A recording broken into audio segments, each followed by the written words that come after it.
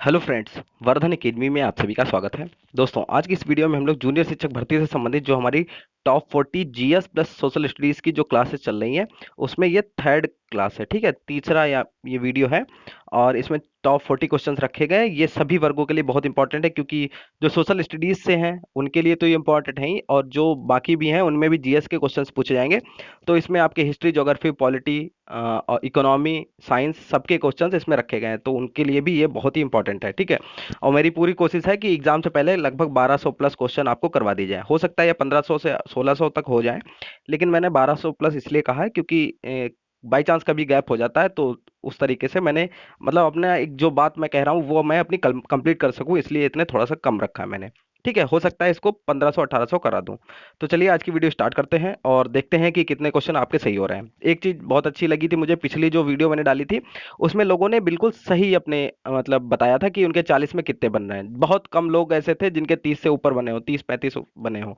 ठीक है, पिछली वीडियो कुछ ज़्यादा ही मतलब शायद क्वेश्चंस अच्छे थे, इसलिए लोगों के थोड़े नंबर कम बने थे, लेकिन अच्छा ये लगा कि लोग बिल्कुल सही बात बताते हैं। ठीक है, तो चलिए स्टार्ट करते हैं और आज भी देखते हैं कि आप लोगों के कितने क्वेश्चन यहाँ पे सही हो रहे हैं। पहला क्वेश्चन देखते हैं। मानव सभ्यता के आरंभिक आरंभिक काल प्रागैतिहासिक काल को तीन भागों में बांटा गया है। निम्नलिखित में से कौन सा काल उन तीनों में नहीं आता है? ठीक है, तो सीधे सीधे ये क्वेश्चन है, प्रागैतिहासिक काल को किन तीन भागों में बांटा गया है, और यहाँ पे चार दिए गए, इसमें से एक कौन सा है जो उनमें से नहीं है? पुरापाषाण काल, मध्यपाषाण काल, नवपाषाण काल या महापाषाण काल? तो इसका जो राइट आंसर है वो है महापाषाण काल। ठीक है, जो प्रागैतिहासिक काल है उसको तीन भागों में बांटा गया है, पुरापाषाण काल, मध्यपाषाण काल और नवपाषाण काल में। ठीक है, तो इसमें महापाषाण काल नहीं होगा। कलर यहाँ से चेंज कर लेते हैं।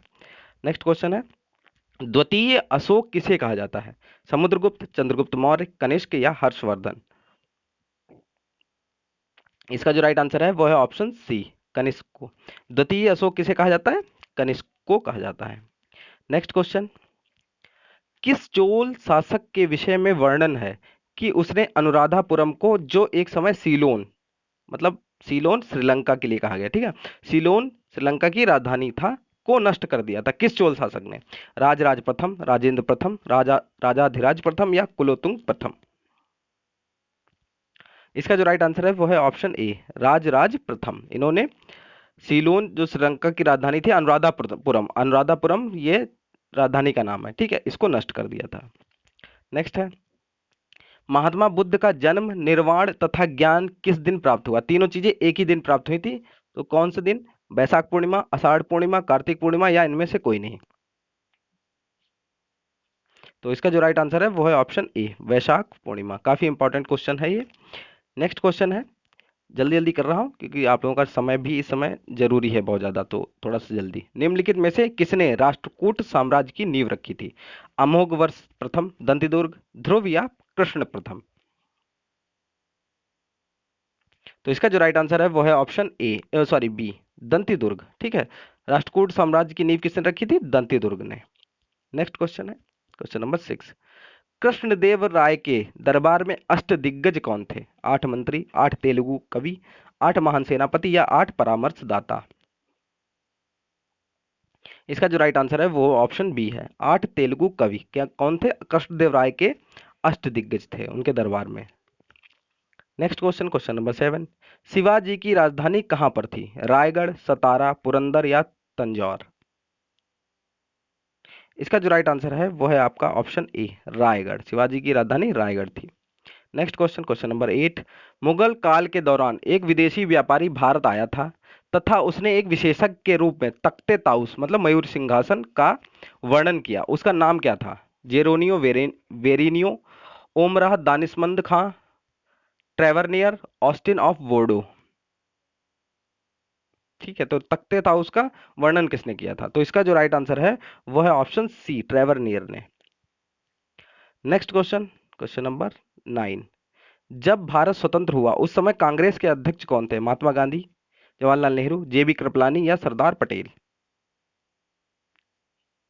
इसका जो राइट आंसर है वो है ऑप्शन सी, जेबी कृपलानी। ठीक है, जब भारत स्वतंत्र हुआ था उस समय कांग्रेस के अध्यक्ष कौन थे? जेबी कृपलानी।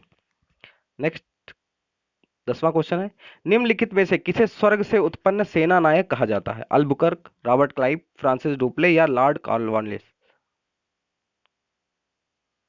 तो इसका जो राइट आंसर है वो है आपका ऑप्शन बी, रॉबर्ट क्लाइव। इनको स्वर्ग से उत्पन्न सेना नायक कहा जाता है। नेक्स्ट क्वेश्चन, भारत का अंतिम वायसराय कौन था? Lord Linlithgow, Lord Mountbatten, Lord Wavell या क्लीमेंट एटली? तो इसका जो राइट आंसर है वो है ऑप्शन बी, लॉर्ड माउंटबेटन। ठीक है, भारत का अंतिम वायसराय कौन था? Lord Mountbatten. नेक्स्ट क्वेश्चन, निम्नलिखित में से कौन दादा भाई नौरोजी के धन के निष्कासन सिद्धांत, ड्रेन ऑफ वेल्थ थ्योरी में विश्वास नहीं करता था? Bal Gangadhar Tilak, R C. Dutt, M G. Ranade, sir Syed Ahmed Khan? तो इसका जो राइट आंसर है वो है option D, sir Syed Ahmed Khan. ये जो दादा भाई नौरोजी का धन के निष्कासन का सिद्धांत था, ये क्वेश्चन एक और बन सकता है कि धन के निष्कासन का सिद्धांत किसने दिया, तो ये आपको याद रखना चाहिए कि दादा भाई नौरोजी ने। ठीक है, धन के निष्कासन का सिद्धांत, drain of wealth theory. Next है, बंगाल का विभाजन मुख्यतः किया गया था, किस लिए किया गया था? हिंदू और मुसलमानों को विभाजित करने के लिए, प्रशासनिक सुविधा के लिए, बंगाली राष्ट्रवाद को दुर्बल करने के लिए या बंगाल के विकास के लिए? एक चौथा ऑप्शन तो अपने आप हट जाएगा कि विकास के लिए तो विभाजन नहीं किया जाएगा। ऑप्शन सी, बंगाली राष्ट्रवाद को दुर्बल करने के लिए। ठीक है, बंगाल का विभाजन किया गया था। नेक्स्ट क्वेश्चन, क्वेश्चन नंबर 14, निम्नलिखित में से किस राज्य में दम्फा टाइगर रिजर्व स्थित है? असम, कर्नाटक, मिजोरम या उड़ीसा? ठीक है, कहीं कहीं पे ये दम्फा की जगह डंपा लिखा होता है, डंप या डंपा। ठीक है, तो इसमें आप लोग, मैंने यहाँ पे बता दिया, दम्फा भी लिखा होता है, कहीं डंपा लिखा होता है। तो इसका जो राइट आंसर है वो है ऑप्शन सी, मिजोरम। ठीक है, दम्फा टाइगर रिजर्व कहाँ स्थित है? मिजोरम में। Next question, question number 15, Kailash Mansarovar की यात्रा पर जाने वाले तीर्थ यात्रियों को तिब्बत में प्रवेश करने के लिए किस दर्रे को पार करना पड़ता है? खारदुंगला, रोहतांग, बनिहाल या नाथुला? तो इसका जो राइट आंसर है वो है आपका ऑप्शन डी, नाथुला दर्रा पार करना पड़ता है।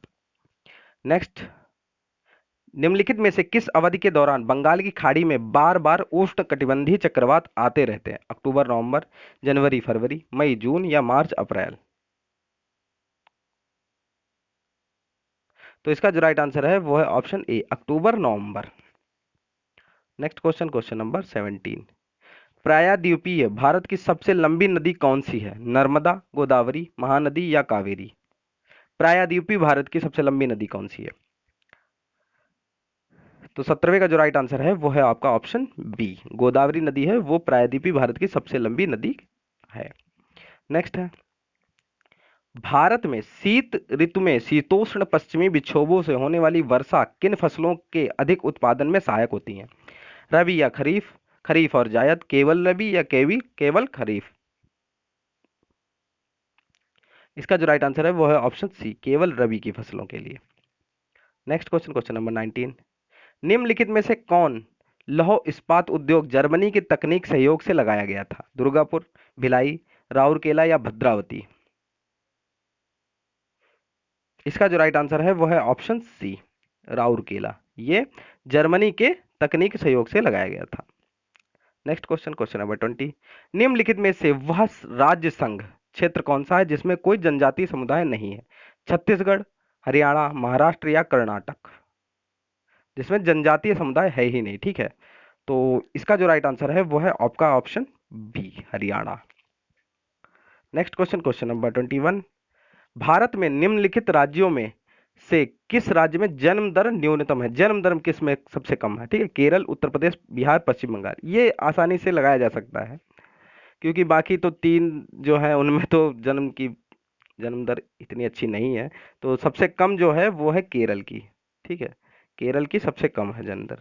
नेक्स्ट है, नए राज्य के गठन की शक्ति किसमें निहित है? संसद में, राष्ट्रपति में, मंत्रिपरिषद में या राज्य पुनर्गठन आयोग में? इसका जो राइट आंसर है ऑप्शन ए, संसद में।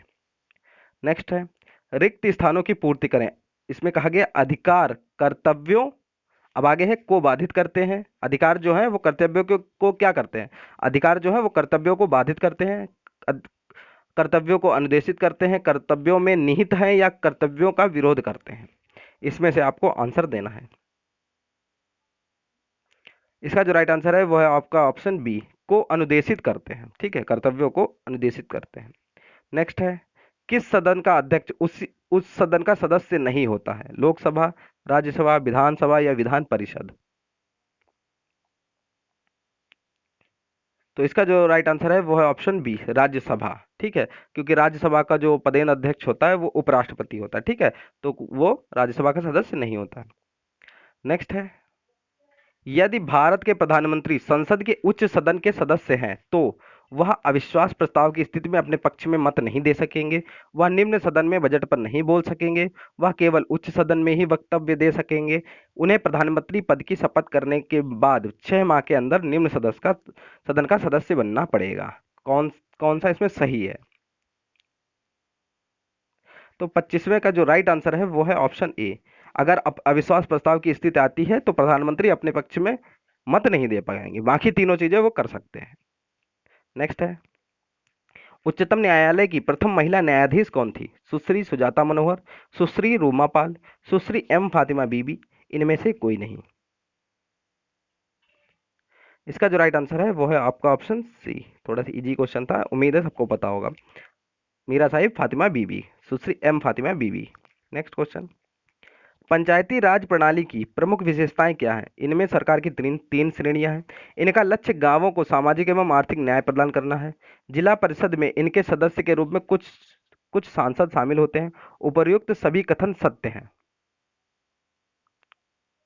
तो इसका जो राइट आंसर है वो है ऑप्शन डी, उपर्युक्त सभी कथन सत्य हैं, सारे हैं। ठीक है, नेक्स्ट है, विवाह व विवाह विच्छेद और गोद लेना निम्नलिखित में से किस सूची के अंतर्गत आता है? सूची 1 संघ सूची में, सूची 2 राज्य सूची में, सूची 3 समवर्ती सूची में, या इनमें से कोई नहीं? तो विवाह, विवाह विच्छेद और गोद लेना किस सूची में आता है? ये आता है सी, सूची 3 समवर्ती सूची में आता है। नेक्स्ट क्वेश्चन, क्वेश्चन नंबर 29, निम्न में से किसमें किसी भी प्रकार के आरक्षण का कोई प्रावधान नहीं किया जाता है? राज्यसभा, जम्मू कश्मीर, विधानमंडल, राज्य विधान परिषद या उपर्युक्त सभी? ठीक है, तो इसका भी राइट आंसर जो है ऑप्शन डी है, उपर्युक्त सभी। इन तीनों में ही आरक्षण का कोई प्रावधान नहीं किया जाता था। नेक्स्ट क्वेश्चन, एक बंद अर्थव्यवस्था है मतलब क्लोज्ड इकोनॉमी क्या है? ठीक है, मुद्रा पूर्ति पूर्णतः नियंत्रित होती है, घाटे की वित्त व्यवस्था होती है, केवल निर्यात होता है, ना तो आयात होता है और ना ही निर्यात होता है बंद अर्थव्यवस्था में। ठीक है, तो इसका जो राइट आंसर है वो है ऑप्शन डी, ना तो आयात होता है और ना ही निर्यात होता है। नेक्स्ट है, किसी देश में आर्थिक समृद्धि अनिवार्य रूप से होगी यदि विश्व अर्थव्यवस्था में तकनीक प्रगति होती है, देश में जनसंख्या वृद्धि होती है, देश में पूंजी निर्माण होता है, विश्व अर्थव्यवस्था में व्यापार की मात्रा बढ़ती है। इसका जो राइट आंसर है वो है ऑप्शन सी, देश में पूंजी निर्माण होता है। नेक्स्ट क्वेश्चन, क्वेश्चन नंबर 32, मुद्रास्फीति का अर्थ है वस्तुओं और सेवाओं के मूल्य में वृद्धि, मांग के बढ़ने पर आपूर्ति का भी बढ़ना, वस्तुओं और सेवाओं के सामान्य मूल्य में सतत वृद्धि, या उपर्युक्त सभी? तो 32वें का जो राइट आंसर है वो है ऑप्शन सी, वस्तुओं और सेवाओं के समान मूल्य में सतत वृद्धि। इसको क्या कहते हैं? मुद्रास्फीति। नेक्स्ट क्वेश्चन, प्रकाश तंत्र मतलब ऑप्टिकल फाइबर जिस सिद्धांत पर काम करता है वह है पूर्ण आंतरिक परावर्तन, अपवर्तन, प्रकीर्णन या व्यतिकरण? तो इसका जो राइट आंसर है वो है ऑप्शन ए, पूर्ण आंतरिक परावर्तन। ऑप्टिकल फाइबर इस सिद्धांत पे कार्य करता है। नेक्स्ट क्वेश्चन, पीएच मान दर्शाता है, पीएच फैक्टर। ठीक है, नेगेटिव से फोटो बनाने के काम में लाए जाने वाले रसायन की गुणवत्ता, किसी घोल के अम्लीय या क्षारीय होने का मूल्यांकन, भूकंप तीव्रता का मूल्यांकन, या दूध की शुद्धता परखने का मूल्यांकन? तो 34वें का जो राइट आंसर है वो है ऑप्शन बी, किसी घोल के अम्लीय या क्षारीय होने का मूल्यांकन। नेक्स्ट है, जीवों के वर्गीकरण की आधुनिक प्रणाली में सबसे छोटी इकाई क्या है? वंश, कुल, जाति या संघ? इसका जो राइट आंसर है ऑप्शन सी, जाति। ठीक है, नेक्स्ट क्वेश्चन, क्वेश्चन नंबर 36, मानव रक्त के संगठन में किस पदार्थ की सर्वाधिक मात्रा होती है? मतलब रक्त में कौन चीज, कई चीजें मिलकर बनता है रक्त, तो उसमें सबसे ज्यादा क्या होता है? प्लेटलेट्स, श्वेत रुधिर कणिकाएं, लाल रुधिर कणिकाएं, या प्लाज्मा? ठीक है, तो सीधी सी बात है कि सबसे ज्यादा होता है प्लाज्मा होता है इसमें। ठीक है, मानव के रक्त में। नेक्स्ट क्वेश्चन, कौन सा भारतीय वैज्ञानिक यूनेप यूनाइटेड नेशन यूएनएफ का मतलब होता है यूनाइटेड नेशन इन्वायरमेंटल प्रोग्राम, ठीक है, द्वारा फादर ऑफ इकोनॉमिक इकोलॉजी अभिमन्यत है, ठीक है। तो मतलब किसको कहा गया है father of economic ecology? B P Pal को, यशपाल को, या एम एस स्वामीनाथन, या आर मिश्रा को? फादर ऑफ इकोनॉमिक इकोलॉजी, तो इसका जो राइट आंसर है वो है आपका option C, M S Swaminathan. Next question, इनमें से कौन सा पौधा नाइट्रोजन स्थिरीकरण में सहायक नहीं है? चना, मटर, सेम, या धान? इसका जो राइट आंसर है वो है आपका ऑप्शन डी, धान, ठीक है। पौधा नाइट्रोजन स्थिरीकरण में सहायक नहीं है। नेक्स्ट है, सुनामी की उत्पत्ति किसके द्वारा होती है? पृथ्वी की ऊपरी परत के सिकुड़ने से, चक्रवातों से, समुद्र के भीतर उत्पन्न होने वाले भूकंप से, या ज्वार भाटे से?